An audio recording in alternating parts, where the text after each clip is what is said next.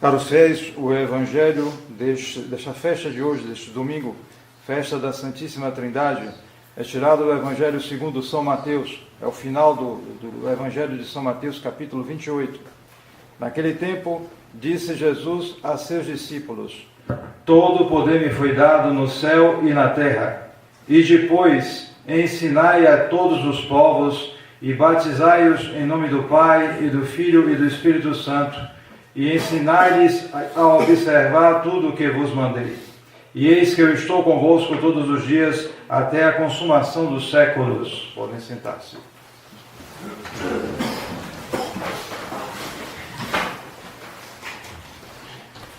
Em nome do Pai, e do Filho, e do Espírito Santo. Amém. Caros fiéis, hoje nós comemoramos uma festa que é recente no ano litúrgico da Igreja.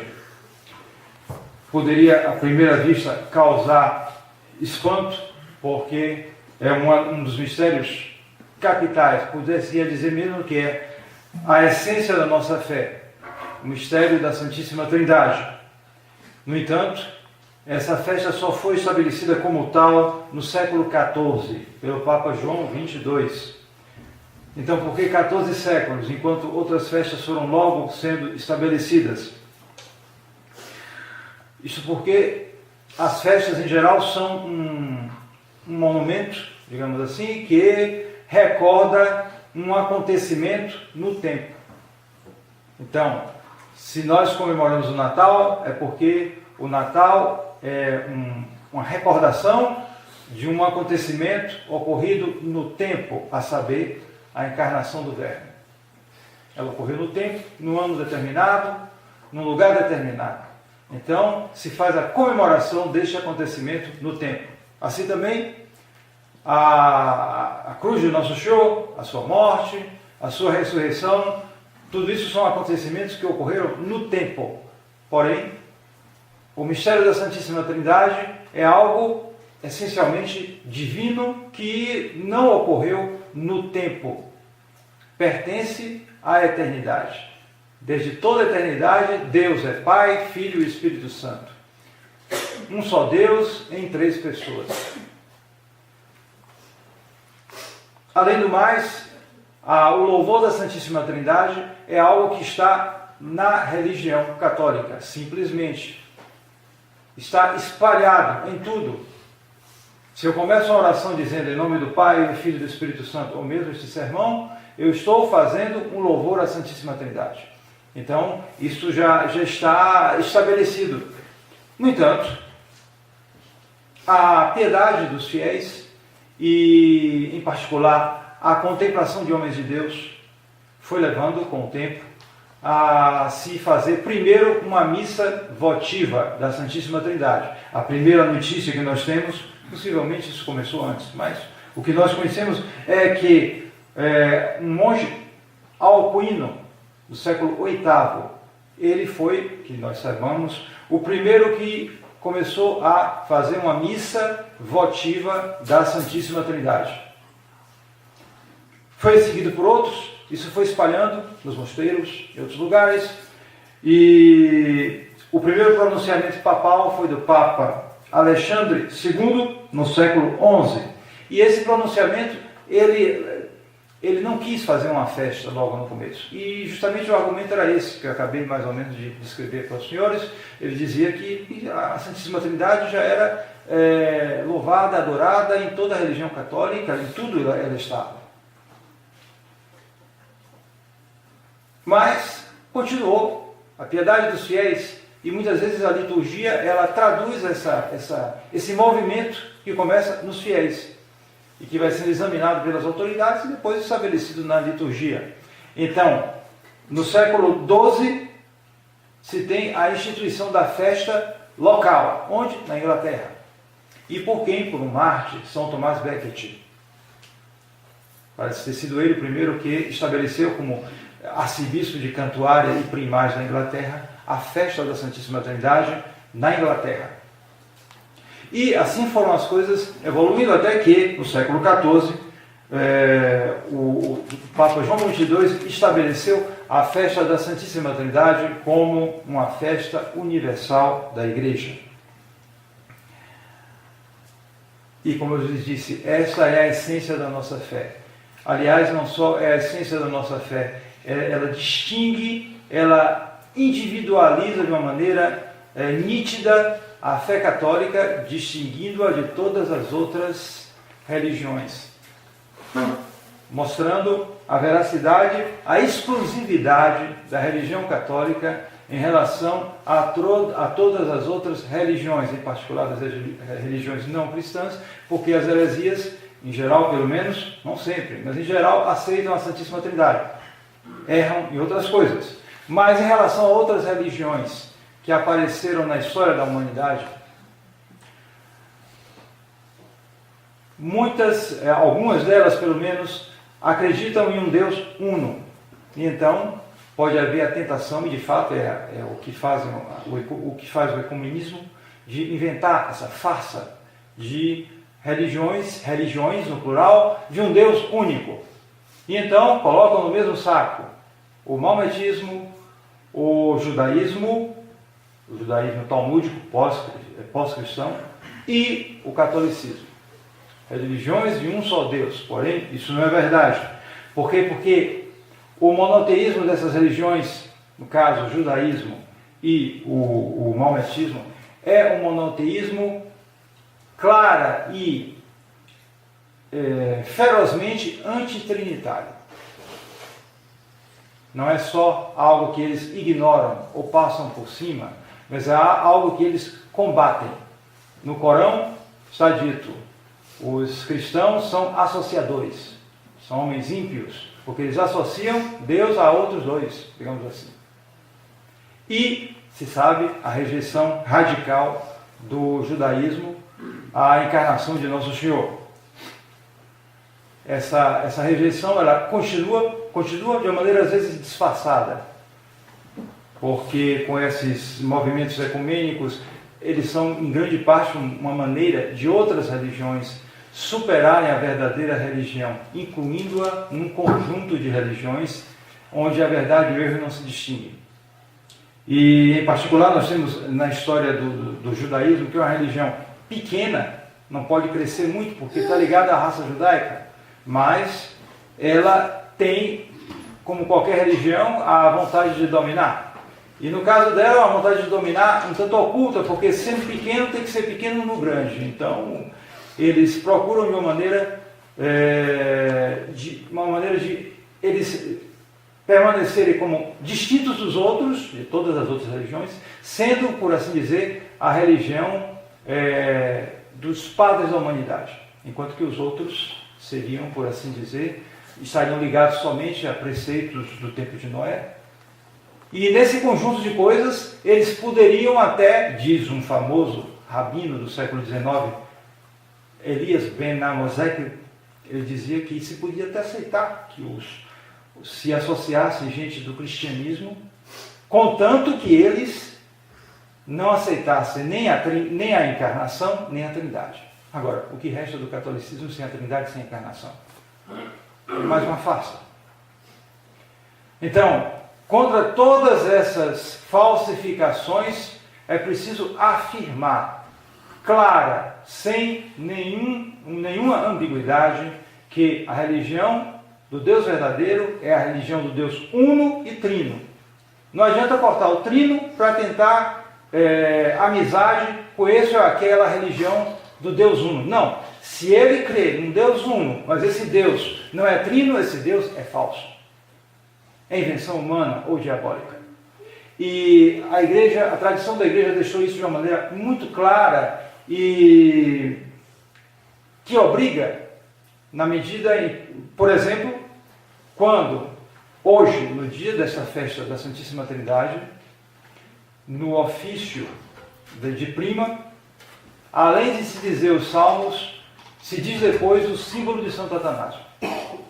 E no símbolo de Santo Atanásio está claramente dito: se alguém quer se salvar, alguém, não é só o cristão, se alguém, qualquer ser humano, quer salvar sua alma e não quer ir para o inferno, deve professar a verdade da Trindade. E então ele descreve tudo. A verdade da Santíssima Trindade. E depois, a verdade da encarnação.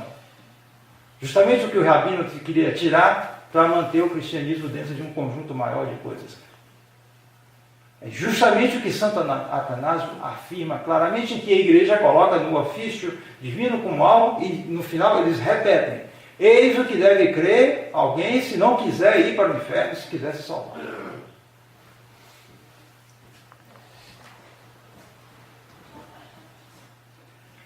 Você pode perguntar se um mistério tão importante, tão fundamental, por que não foi logo antes da religião católica revelado na religião que era preparatória ou na tradição primordial, aquela tradição que foi dada a Adão? Por que não foi revelado logo isso? Eu penso que é bem possível que Adão tivesse já nossos primeiros pais tivessem alguma noção disso. É possível.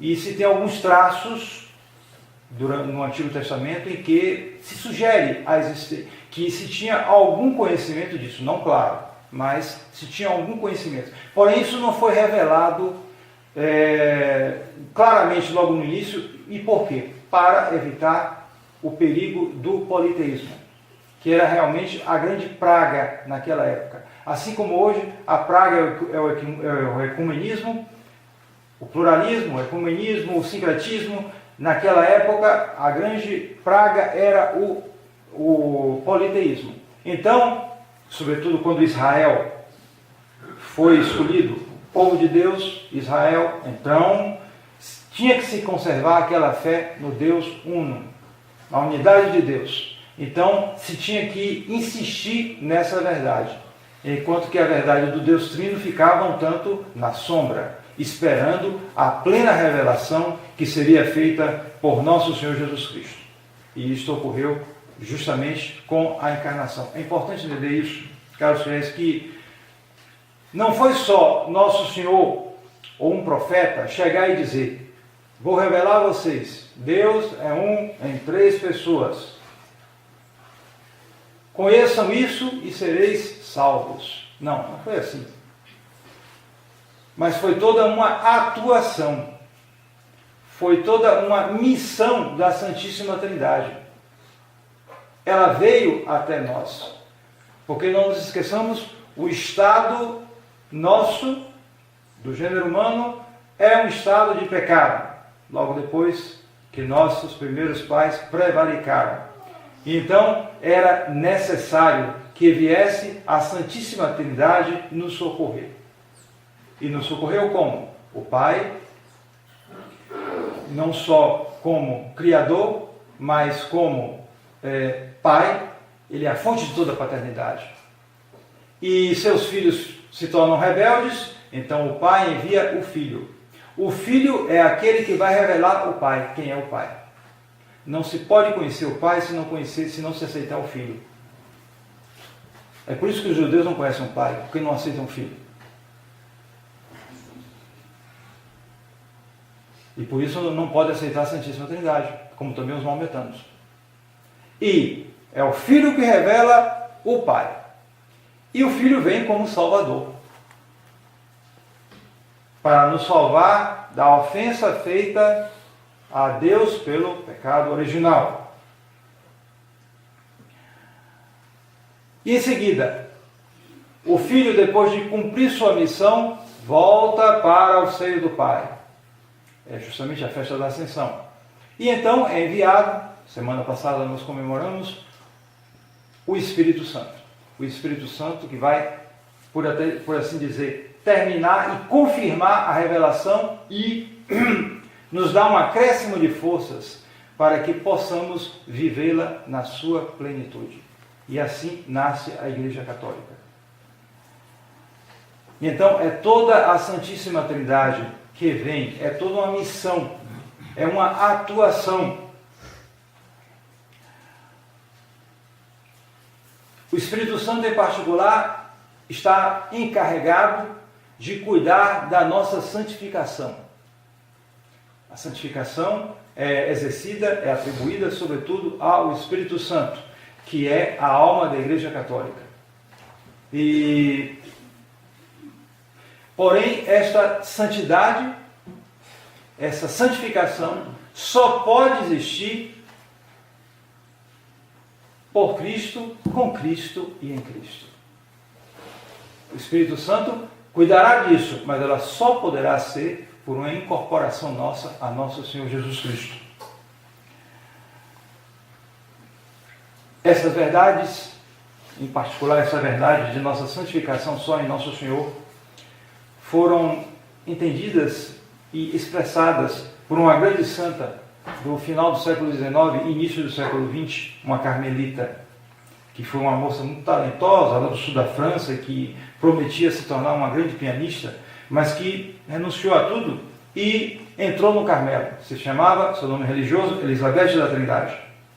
E essa santa teve uma vida parecida com a de Santa Teresinha, porque morreu muito jovem, de tuberculose. Naquele tempo tuberculose era a sentença de morte, e essa tuberculose particularmente a destruiu, fisicamente falando. Mas foi a ocasião para elevá-la a alturas impressionantes de mística, de união com Deus. E ela deixou-nos algumas páginas a respeito da sua vida interior, onde se revela uma grande devoção à Santíssima Trindade, já que ela era o onomástico dela, Elizabeth da Trindade. E essa santa chega a expressões realmente que causam pasmo à primeira vista, tal digamos, a audácia dela em tratar das coisas de Deus, a audácia no bom sentido.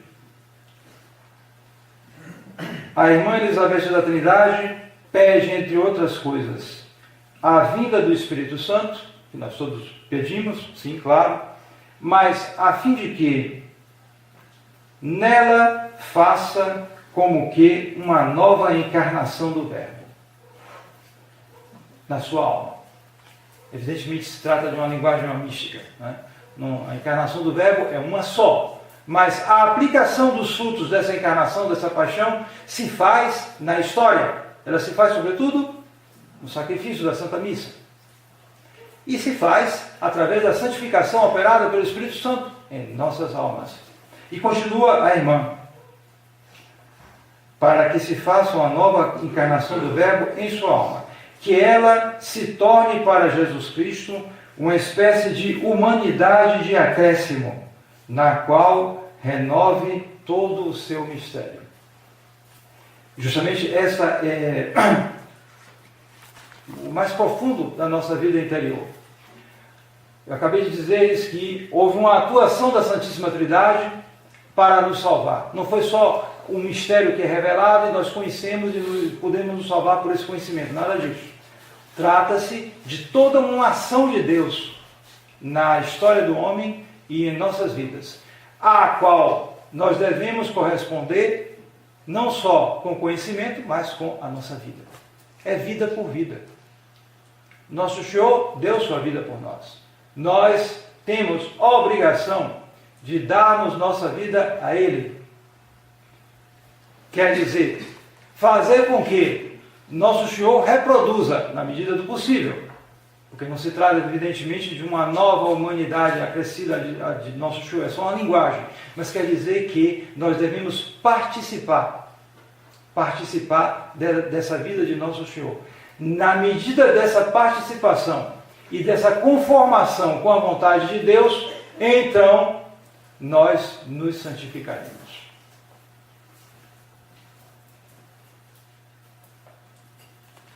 Pode parecer algo um tanto abstrato demais falar de uma vida interior de uma carmelita para pessoas que ninguém aqui é religioso.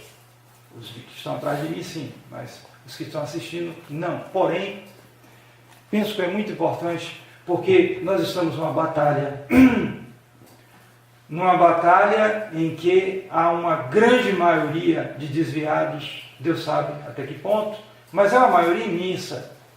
Enquanto que os que não estão desviados são uma pequena minoria.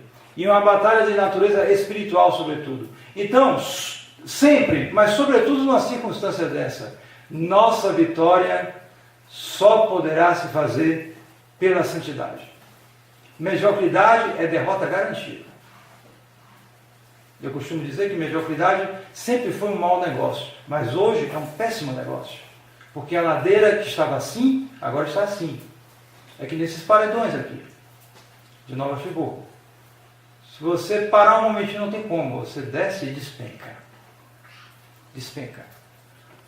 E estávamos lendo, ontem me parece, O Século do Nada, de Gustavo Cossão, e ele falava algo parecido, com relação à vida espiritual. Ele dizia que na vida espiritual era proibido estacionamento. Devemos lembrar isso. Ter em nossa mente aquela placa, é com uma faixa, proibido. Não pode estacionar. Porque se estacionarmos, sobretudo hoje, o perigo é muito grande. As ilusões são muito grandes. Além disso, não nos esqueçamos que muitos se desviam justamente por causa do atrativo das obras exteriores, que são necessárias. Do atrativo ou do apego a essas obras exteriores. A tudo isso que é tão útil, que ajuda tanto. Não se trata nem de coisas ruins, coisas boas. Escolas católicas, universidades católicas, obras diversas, retiros, todo um conjunto de coisas, e isso é bom, claro, mas não podemos nos apegar a isso de modo a perder o que é mais profundo, nossa fé. E isso, essa tentação não é apresentada de uma maneira como os imperadores apresentavam, ou entrega a sua fé, ou então vai morrer. Não, não é assim. É de uma maneira muito mais, por graus muito ínfimos, não se percebe claramente. E então, é nessas horas, nesses perigos, nessas dificuldades é que é preciso justamente ter uma vida interior muito atenta, porque é assim que nós teremos as luzes do Espírito Santo para distinguir e saber reagir no momento certo. Sem vida interior não adianta. As pessoas, a maioria delas, não foram feitas para o claustro, é claro. Foram feitas para a vida no mundo e tem que enfrentar todos esses desafios, mas não enfrentarão, não conseguirão, se não cultivarem a vida interior. Então, que essas verdades tão elevadas da única religião verdadeira estejam sempre em nosso espírito, nos acompanhem, em particular, essa ideia, essa verdade da habitação das três pessoas divinas. Alguém que pare para meditar um pouco nessa verdade, fica pasmo. A Santíssima Trindade habita todo aquele que está em estado de graça. Então, todo aquele que vier hoje comungar, receber nosso show, recebe a Santíssima Trindade e aumenta essa presença da Santíssima Trindade em si. Então, como uma pessoa dessa vai se comportar no mundo como um mundano? Vai se vestir como um mundano? Como? É um esquizofrênico? Não é. Então, tem só uma vida, uma personalidade. E essa personalidade só pode ser católica. Então, tem que haver uma continuidade na simplicidade, na transparência, mas na veracidade. É só um exemplo. Não só as vestes, mas mais ainda o comportamento, as palavras, os divertimentos, os gostos mesmo. Sim, os gostos. Porque o gosto se educa. Gosto se discute, sim senhor. E assim por diante. Toda a nossa vida deve ser transformada a partir dessa vivência das verdades católicas. Porque se nossa vida não for transformada, estas verdades que nós recebemos e nós aceitamos serão pouco a pouco embotadas, perderão o seu brilho, perderão sua nitidez, e ai de nós, porque se não tivermos o apoio nas verdades de nosso Senhor, não poderemos viver segundo a vontade de nosso Senhor. Em nome do Pai, e do Filho, e do Espírito Santo. Amém.